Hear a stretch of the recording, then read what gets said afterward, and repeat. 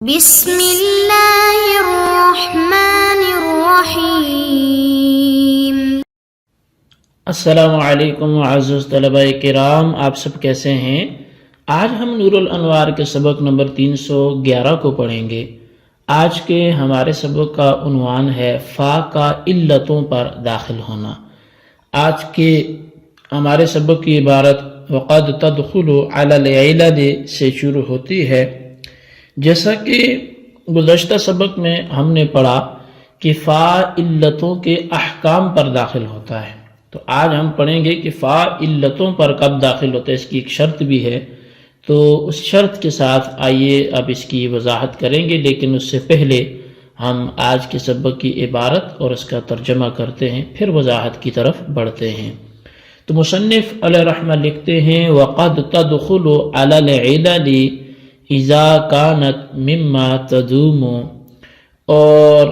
کبھی کلمہ فا علتوں پر داخل ہوتا ہے جبکہ علتیں اشیاء دائمہ کے قبیل سے ہوں۔ فتکون موجودۃ بعد الحکم کما کانت موجودۃ قبل الحکم فیحصل التعقیب الذی کان مدلول الفاء۔ تو پس وہ علتیں حکم کے بعد ایسے ہی موجود ہوتی ہیں جیسا کہ وہ حکم سے پہلے موجود تھیں، تو پس وہ تعقیب حاصل ہو جاتی ہے جو کہ فا کا مدلول تھی۔ وَإِن لَّمْ يَشْتَرِطِ الدَّوَامَ فِي الْعِلَّةِ لَا يَحْسُنُ دُخُولُ الْفَاءِ عَلَيْهَا، اور اگر علتوں میں دوام کو شرط نہ قرار دیا جائے تو اس پر فا کا داخل ہونا یہ جائز نہیں ہوگا۔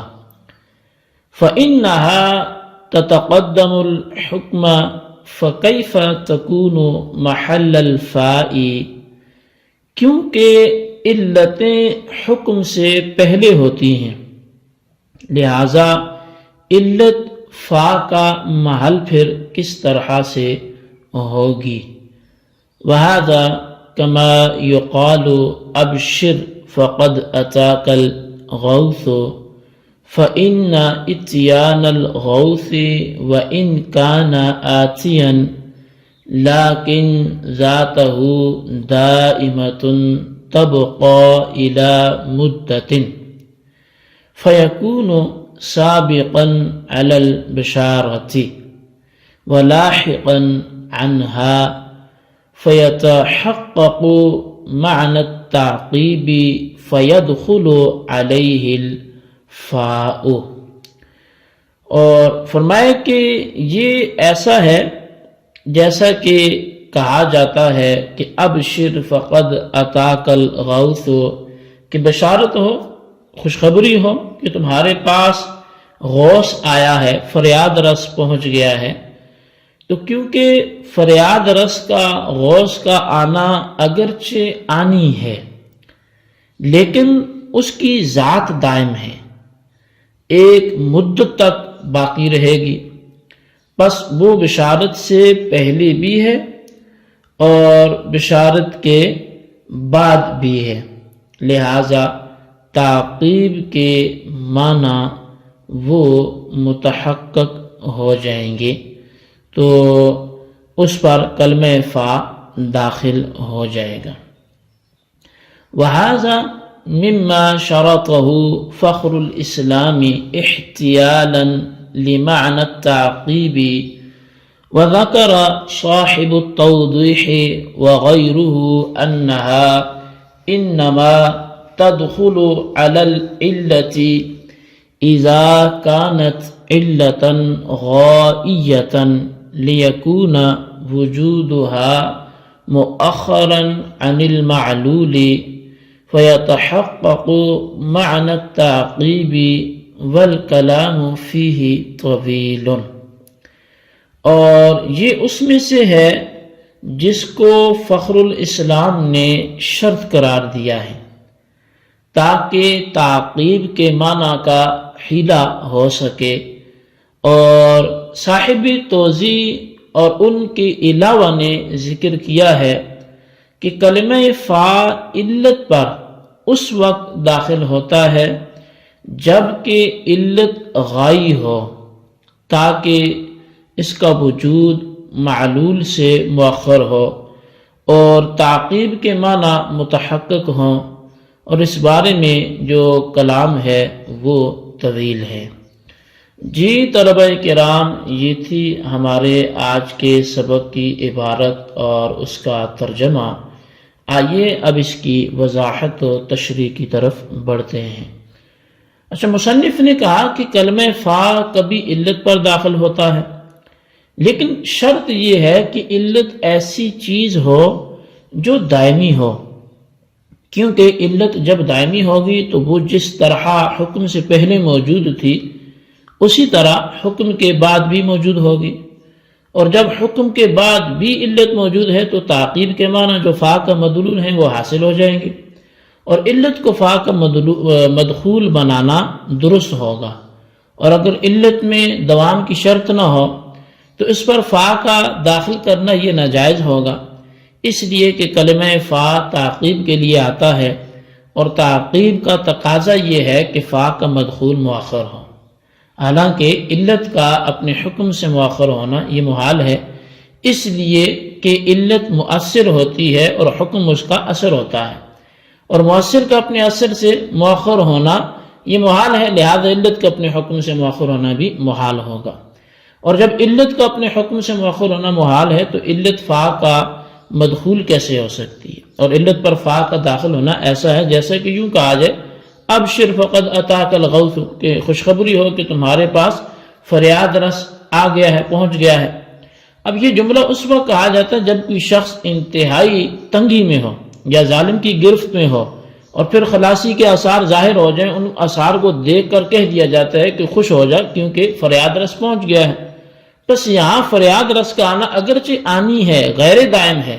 لیکن اس کی ذات دائم ہے، ایک مدت تک باقی رہے گی، اور جب اس کی ذات دائم ہے تو وہ یعنی غوث جو ہے وہ بشارت سے پہلے بھی موجود ہوگا اور بشارت کے بعد بھی موجود ہوگا۔ بس غوث چونکہ بشارت سے پہلے بھی موجود ہے، اس لیے اس کو بشارت کی علت قرار دینا یہ درست ہوگا، اور چونکہ بشارت کے بعد بھی موجود ہے اس لیے تعقیب کے معنی بھی متحقق ہونے کی وجہ سے اس پر کلمہ فا کا داخل کرنا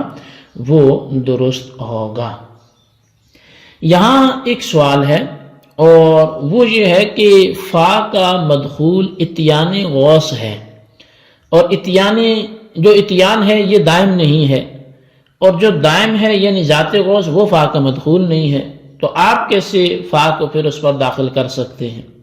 تو اس کا جواب یہ ہے کہ اتیان غوث سے مراد وجود غوث ہے، اور وجود غوث وہ دائم ہے، لہٰذا فا کا مدخول بھی دائم ہوا، اور جب فا کا مدخول دائم ہے تو پھر کوئی اعتراض کا محل اور اعتراض کی وجہ باقی نہیں رہے گی۔ اب شارح منار صاحب نور الانوار ملا جیون علیہ رحمہ نے فرمایا کہ فا کا مدخول ہونے کے لیے علت کے دائمی ہونے کی شرط لگانا تاکہ تعقیب کے معنی پیدا ہو سکیں، یہ علامہ فخر الاسلام بزدوی علیہ رحمہ کا مذہب ہے، ورنہ صاحب توضیح وغیرہ نے ذکر کیا ہے کہ کلمہ فا علت پر اس وقت داخل ہو سکتا ہے جب کہ علت غائی ہو، کیونکہ علت غائی وجود کے اعتبار سے معلول یعنی حکم سے مؤخر ہوتی ہے، پس جب علت غائی کا وجود معلول سے مؤخر ہوتا ہے تو علت غائی کا معلول کے بعد آنا بھی متحقق ہو جائے گا، اور جب علت غائی کا معلول کے بعد آنا متحقق ہے تو علت غائی پر فا داخل کرنا بھی درست ہوگا۔ تو شارح کہتے ہیں کہ اس سلسلہ میں بحث کافی طویل ہے، تو اس کو یہاں پر ذکر نہیں کیا گیا۔ البتہ یہاں علت کی 4 قسمیں ہیں، وہ آپ نوٹ کر لیں۔ ایک ہوتی ہے علت فاعلی، ایک ہوتی ہے علت ماضی، اور ایک ہوتی ہے علت سوری، اور چوتھی قسم ہے علت غائیہ۔ علت فاعلی وہ علت ہے جس سے فعل صادر ہوتا ہے، علت مادی جو ہے وہ علت ہے جس سے شے مرکب ہوتی ہے اور جس کے وجود سے شے بالقوہ موجود ہوتی ہے، اور علت سوری وہ علت ہے وہ شے جو شے کے وجود بالفعل کو ثابت کرتی ہے اور علت مادیہ کے ساتھ قائم ہوتی ہے، اور علت غائی وہ علت ہے جو فعل کے کرنے پر آمادہ کرتی ہے۔ مثلا کرسی ہے کہ لکڑی، اس کی علت مادی ہے، بڑھئی جو نجار ہے اس کی علت فاعلی ہے،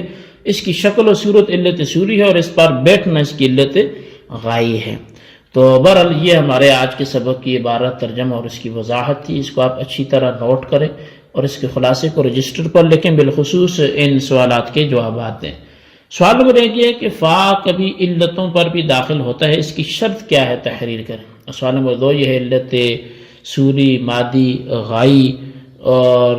ان کی تعریفات تحریر کرتے ہوئے ان کی مثال بھی تحریر کریں۔ اللہ تبارک و تعالیٰ سے دعا ہے جو کچھ ہم نے پڑھا سنا اسے یاد رکھنے کی توفیق نصیب فرمائے، آمین بجاہ نبی الامین صلی اللہ علیہ وسلم۔